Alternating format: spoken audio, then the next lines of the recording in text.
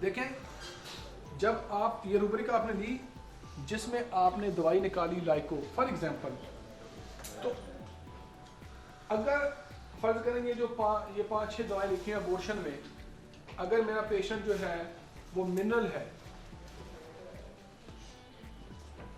है तो मैं इस प्रॉपर्टी कैसे इस्तेमाल करता हूँ। जब ये प्रॉपर्टी मैं देता हूँ ना आप लोगों को, एक और टिप बताता हूँ कि अब आपने पूरा सेंसेशन मेथड इस पे अप्लाई नहीं करना, आपने अप्लाई करनी है 2 चीज़ें।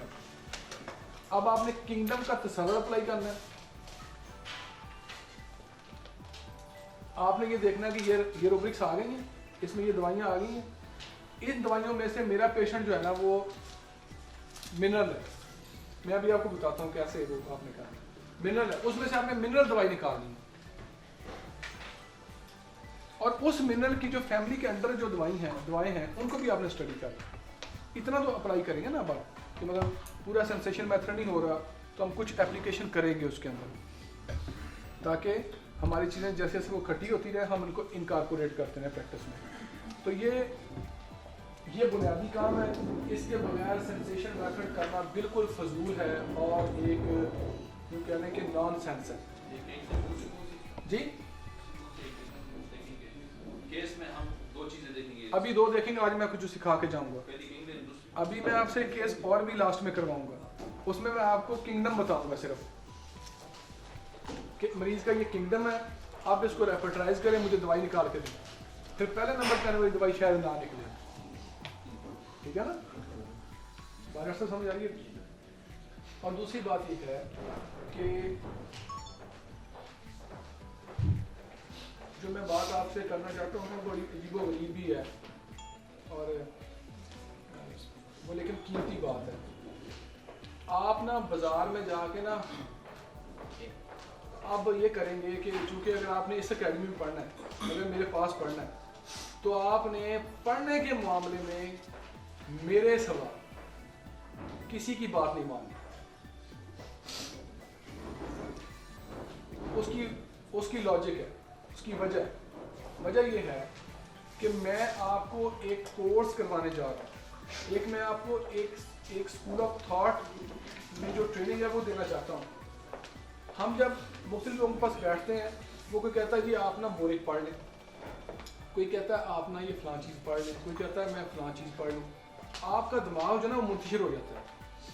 आप कहते हैं यार किसकी बात माने, ठीक है ना। अगर मैं ये करूं कि यहाँ पर 4 टेप रिकॉर्डर 5 टेप रिकॉर्डर रख के 5 पे मैं गाना चला दूं, आपको गाना समझ आ जाएगा। तो अगर आपने को गाना सुनना है, उसका मजा लेना है, तो फिर क्या करना होगा, एक को सुनना है।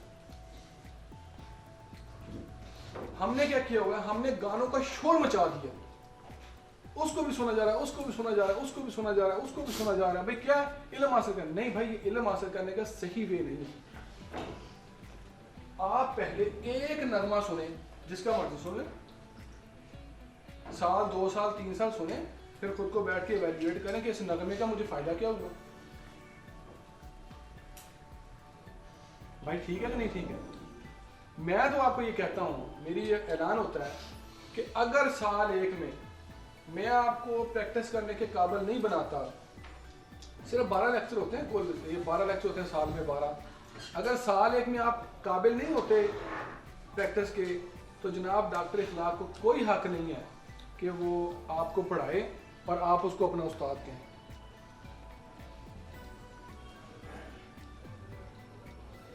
ठीक है ना।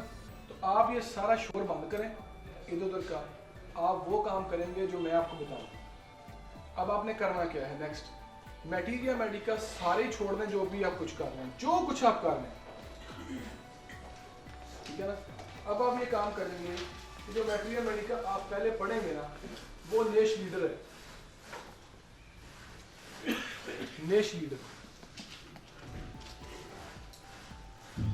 इसका पढ़ने का तरीका बताता हूँ आपको।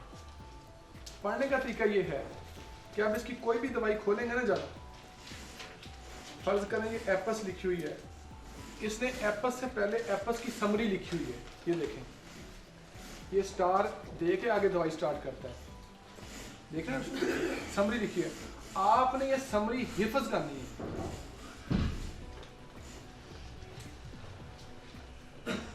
आपने ये समरी हिफ्ज करनी है।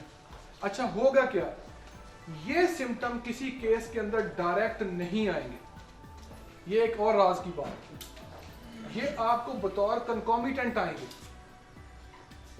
फर्ज करें मरीज है हेपेटाइटिस सी का, वो आके आप उसके अलामात लेते हैं, तो जब उसके आप प्यास की या मुंह की अलामतें लेते हैं, वो कहता है डॉक्टर साहब मेरी ना रात को ज़ुबान इतनी खुश्क हो जाती है कि तालू के साथ लग जाती है, इतनी खुश्क हो जाती है, और उसको गनूदगी बड़ी रहती है, तो आपको लगता है कि ये नक्स मोशकाटा का सिम्टम है। तो आपने जब मैंने इस सिम्टम के ऊपर नक्स मोशकाटा प्रेस्क्राइब करके हेपेटाइटिस सी को नेगेटिव किया अल्हम्दुलिल्लाह। अब जो राज हमें समझ नहीं आता वो ये है कि प्रेस्क्रिप्शन होम्योपैथी में दो तरह की होती हैं, linear prescription and non linear prescription. Linear तो वो होती है कि आपने जो चीफ कंप्लेंट रिलीज दी उसी में से हमें कुछ मोडालिटीज मिल रही हैं, कुछ कंफर्मेशन मिल रहे हैं, उसी पे आपने दे दिया। एक होता है कि पैथोलॉजी है कुछ भी नहीं मिल रहा, तो आपको नॉन लीनियर प्रेस्क्राइबिंग की जरूरत होती है। ये बंदा जो नेश है ये नॉन लीनियर प्रेस्क्राइबिंग करता है, लीनियर नहीं है, लीनियर नहीं है।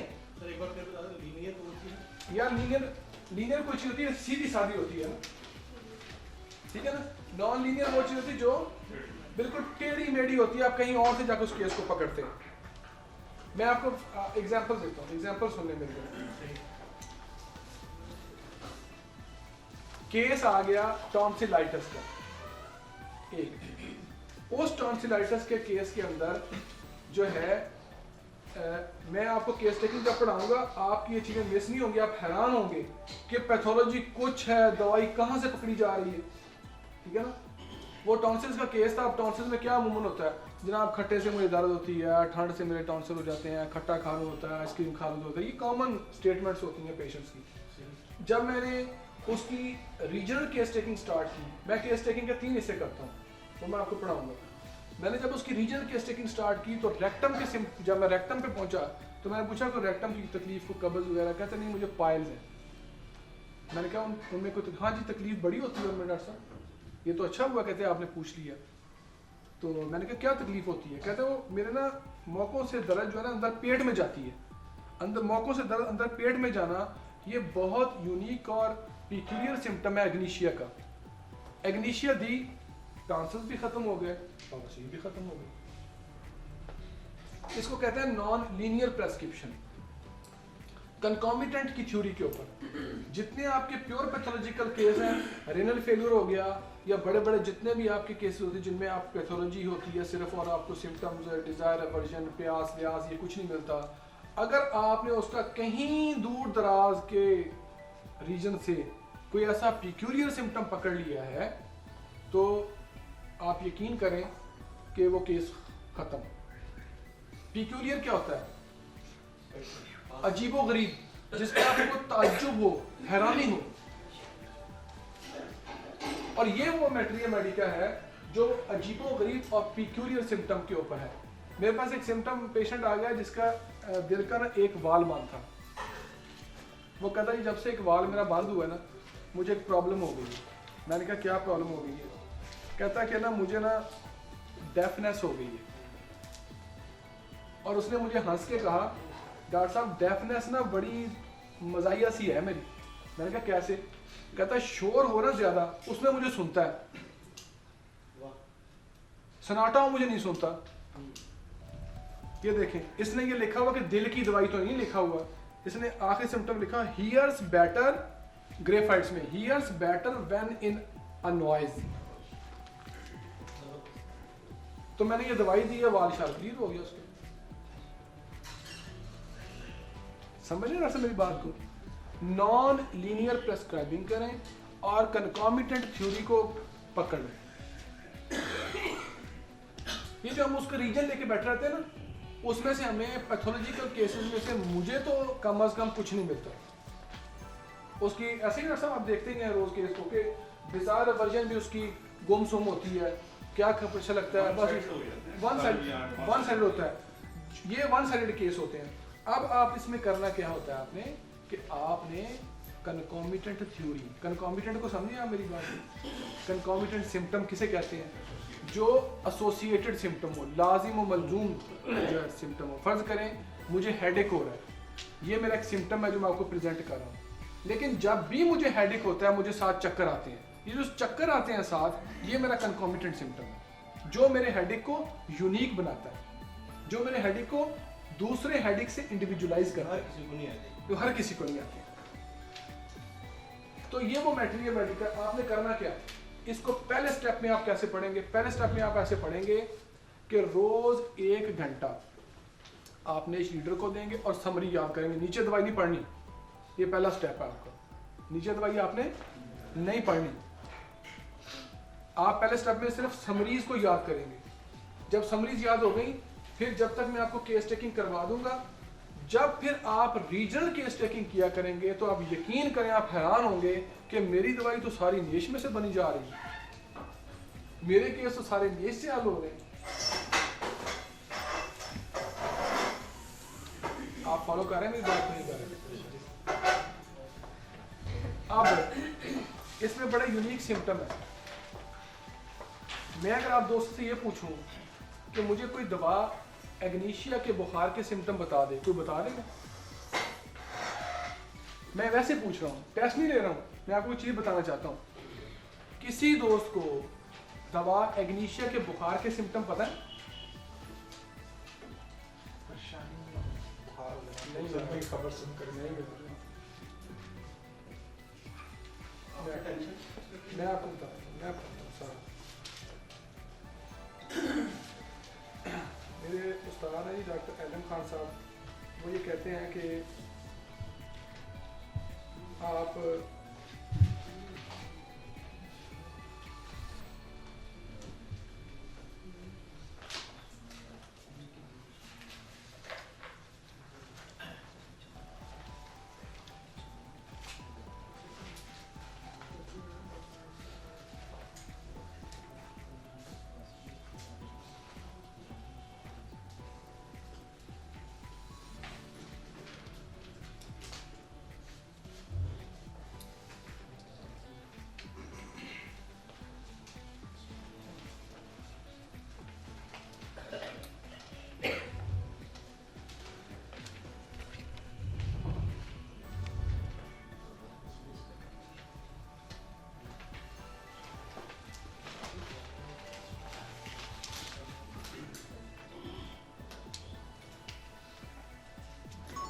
इसमें जो है ना इसके सिम्टम बुखार का, उसमें इम्पोर्टेंट बात ये है कि शिवरिंग के साथ प्यास लगेगी।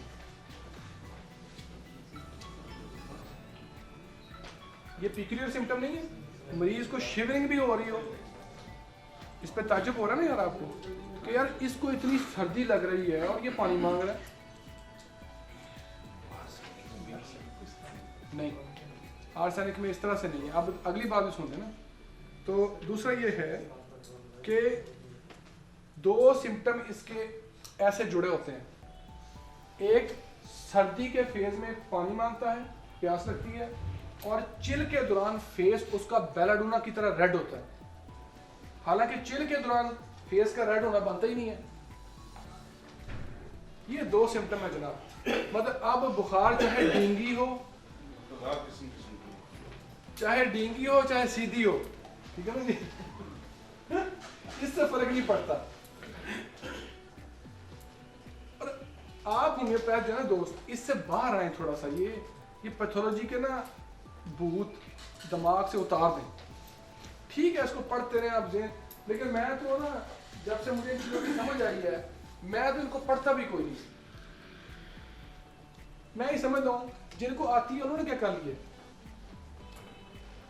अगर आप डेंगू के ऊपर दवा प्रेस्क्राइब करेंगे तो मरीज ठीक कोई नहीं होना।